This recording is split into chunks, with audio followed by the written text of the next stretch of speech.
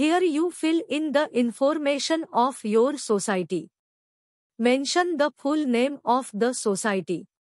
Select the number of unit holders the society has. Select the type of society.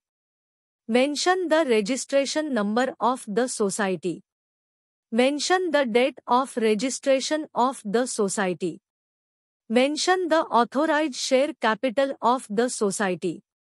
Mention the division of the authorized share capital. Select the number of shares of each. Select the price of each share. Mention the address of the society in the next 3 columns. Select the state. Select the district.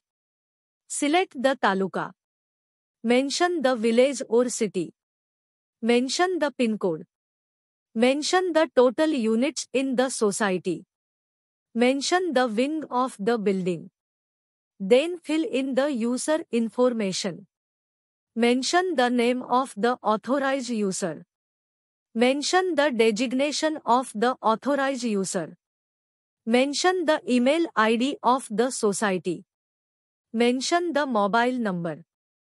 After filling in the complete information, select the Save option.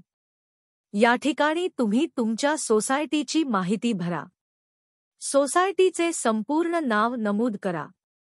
Society किती unit धारकांची आहे ते निवडा. सोसायटीचा प्रकार निवडा.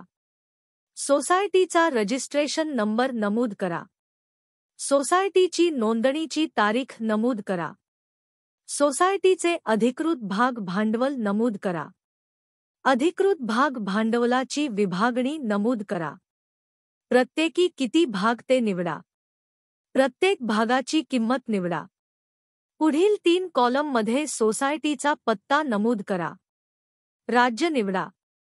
जिल्हा निवडा. तालुका निवडा. गाव अथवा शहर नमूद करा. पिनकोड नमूद करा. संस्थेतील एकूण युनिट नमूद करा. इमारतीच्या विंग नमूद करा. त्यानंतर युजरची माहिती भरा. अधिकृत युजरचे नाव नमूद करा. अधिकृत युजरचे पदनाम नमूद करा. संस्थेचा ईमेल आयडी नमूद करा. मोबाईल नंबर नमूद करा. संपूर्ण माहिती भरून झाली की सेव्हचा ऑप्शन निवडा.